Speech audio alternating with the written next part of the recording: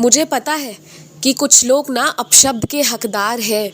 उनके कारनामे ऐसे हैं कि उन्हें माफ़ नहीं किया जा सकता। उनके कारनामे ऐसे हैं कि उन्हें ना कभी भी दूसरा मौका नहीं दिया जा सकता। लेकिन इन सब के बावजूद मैं तुमसे एक बात कहूँ, उनके लिए तुम्हारे दिल से जो बद्दुआ निकली थी ना, वो उन तक पहुँच गई है।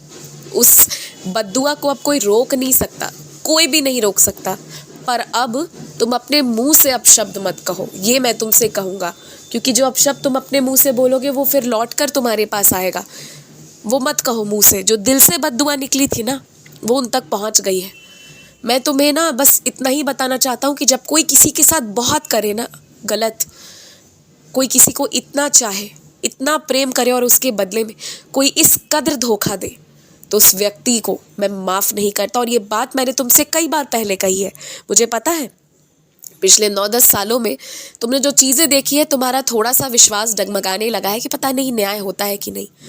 लेकिन तुमने जिस तरह से चाहा है, प्रेम किया है, ईमानदारी रखी है, जो भी चीज़ें तुमने अपना सब कुछ लगा दिया और बदले में उस व्यक्ति ने तुम्हारा सब कुछ ले लिया, तुम्हें खाली कर दिया ना। अब बारी है लौटाने की। वो सब लौटाएगा तुम्हें। अगर उसने तुम्हारे पाँव पर गिरकर माफ़ी नहीं मांग ली ना, तो फिर कह देना तुम कि साई आपने सच नहीं कहा था। उस व्यक्ति की सज़ा उसे मिलनी शुरू हो गई है। तुम किसी को बद्दुआ मत दो, किसी के लिए गलत मत सोचो। तुम्हारे लिए मैं खड़ा हूँ। किसी की इतनी मजाल नहीं, किसी की इतनी औकात नहीं कि कोई अब तुम्हें परेशान करे।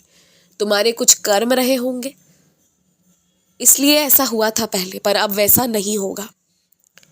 और हाँ, किसी को भी ना ज़्यादा जानकारी मत दो, अपने निजी जीवन की भी मत दो और किसी विषय वस्तु की भी मत दो। उतनी दो जितनी आवश्यक है, जितना तुम सबको जानना ज़रूरी है।